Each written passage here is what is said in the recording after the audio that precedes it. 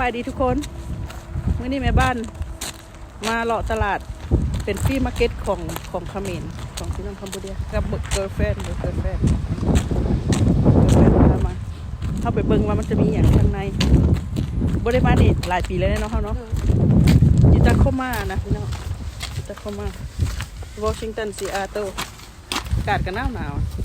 ไปเบิ่งน้ำกันเนาะว่ามันจะมีอย่างพี่น้องพวกคอยมานี่อยากสวยแล้วได้นี่ประมาณ10 โมงเกือบ11 โมงอ่ะนี่ขายอย่างเลยอ๋อมีทอดใบเตยสดนะนี่นะใบเตยสดสิไข่สดนี่นะสิไข่สดตรงนี้นะทุกคนนะเขาจะก็มีทอดหมักพุกหมักแพ้วอย่างในขายนี่ใช่โอ้มีขนมครกนมปูนาวัดยังเอาชุบด้วยมีขนมครกด้วย This is how much? $5? This empty for $5? Oh. The inside, the bean inside? Bean? Oh, okay. มันเป็นขนมมันข้าวต้มข้าวเจ้าค่ะนะเอาขนมครก Take one. This is $5? ยังภาษาเขมร$5ว่าจะแบบฮะปลาเบียนยังบัตรเวียดนาม No the Laos อันนี้เป็นเขาอันนี้อะไรกันเนี่ยภาษาในฟิล์มเจลที่เวียงอันนี้น่ะเป็นเจลปลาแดกกับเจลปลาอย่างนี้จะมีพับมีซีซอมมีอย่างเดียวเนี่ยเอาใส่ถุงมีหมักตอบหมักแตงมีฮะหมักบวบอ่อนมีเผือกมีหมักลำไยอีกนี่เป็นปลาแห้งโอ้อันนี้เป็นอันนั้นสิไข่ข้าวเจ้าซอยจะ how much for this $5 sister you buy 10 I give you 1 here oh yeah I take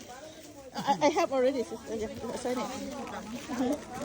อันนี้$3.10โอเคมาเราเอาอะไรตัวนั้นนะ why when I cut I put the whole night in the bucket whole night and then the morning I spray ถ่ายวิดีโอมะม่วงสดแล้วก็มะม่วง$5 $5 $5เอาแม่มึงนะเอาเจ้าก็เอาอันนึงมาจับถงละล่าแล้วมาเอาอย่างนั้นอันนี้เป็นคนถือมีคนถือได้คนถือhow much for one บอกดิ sister 23ใครลูกวะใครลูกขายเนื้อใดนี่ how much sister how much you sell for this $2 each $10 อร่อยโอ้กะเพรา5 เหรียญอันนี้ยอดหมักเพชรพี่น้องเลยมีฮอตยอดหมักเพชรขายอย่างยอดหมักเพชรเวียนเอาไปเฮ็ดอันน่ะเฮ็ดอ้อมเฮ็ดหยังมีฮอตข้าวขายข้าวขายหยังอย่ามองเขาจะก็สิใบตอกใบเตยนั่นก็มีใบพระอีนางเลิศพี่น้องเอ้ยเดี๋ยวพระอีนางเลิศมาแบบงามนี่นะพระอีเลิศเท่าไหร่ฮะนะ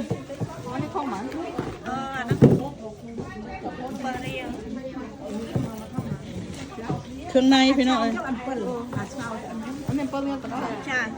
ภาษาอังกฤษพี่น้องเอ้ยอันนี้น่ะเครื่องในน่ะถง$7ใช่ไหม$10ก็มีอันนี้$7แต่ว่าส่ง$10แล้วกำลังจะเอามามีคูคนามีอย่างนั่นแหละเพื่อนตลาดเขมรแล้วอยากได้แล้วมาเอาด้วยก็จะประมาณนี้แหละทายมาให้พี่ให้น้องได้รู้น้ำเต็มเงินปีมุกจ้ะเงิน100 สตาร์อันนี้$10อันนี้ไม่ต้องซอต่อไปอีกชอบอันนี้$10อันนี้$7 $7 ได้$10ใบนี้มาไพ่บ้านนะจะมา3 อัน$10นะโอเค3 7 รุ่น$1เนาะอันนี้ส่งไป$10นะอันนี้ก็สิเอาอันนี้ก็เอาโยนนี้เอาอันนึงโยนนี่มวยเอาอันนึง โอ้แม่บ้านเอากับเครื่องในงัวพี่น้องเอ้ย$10ก็เป็นตะกินได้อันนี้มีแต่อันคู่คณามีแต่อีหยังๆหมดก็นี่นะ ถูกแล้วร้านข้าว พี่น้องเอ้ยอันนี้ไก่อันน่ะไก่ลาดหั่นน่ะ2ตัว$25นี่นะเป็นตะเอาบ่เป็นตะเอาบ่ค่อยก็ว่าเป็นตะเอาหั่นแหละ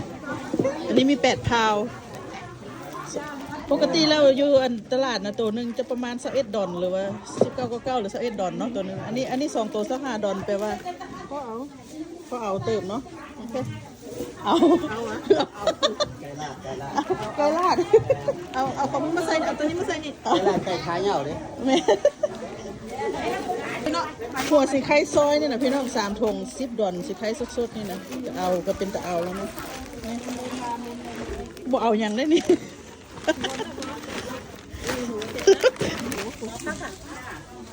ใบเตยมัดละดอนพี่น้องยาวๆนี่นะ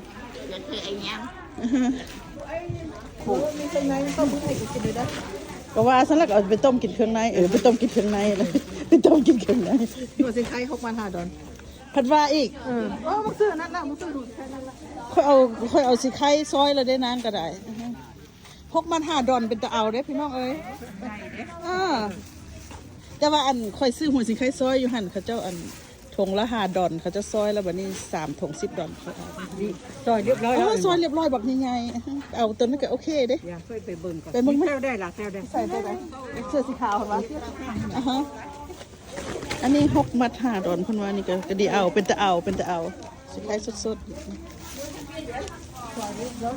เผ็ดปนหวะ สิขั้นขั่ว อ๋อคือคั่วเรียบร้อย ตัวขั่วให้ละ พี่น้องเอามาเผ็ดคั่วเรียบร้อยทำละ$5ก็เป็นตะเอาแล้ววะนี่นะคั่วไทยคั่วว่ายังเจ้าสมัครคั่วเมื่อยอันมันยังมันเข้าดังสแมลเจ้านั่นจะเอาตัวมันแย่ฮะ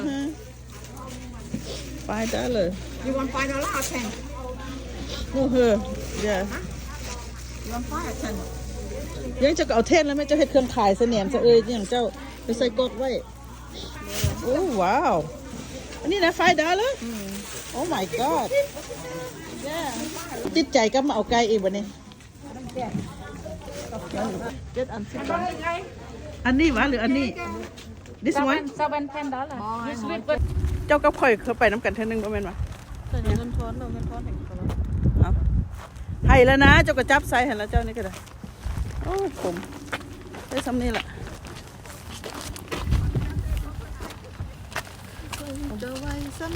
เหรอถ่ายมาให้พี่ให้น้องได้เบิ่งว่าข่อยมาเลาะตลาดเขมรก็ได้หลายอันหลายแนวเติบได้เครื่องในงัวแล้วก็ได้ไก่ลาดได้มะละกอกแตกจะประมาณนี้พี่น้องเอ้ยโอเคไปกันเด้อบ๊ายบาย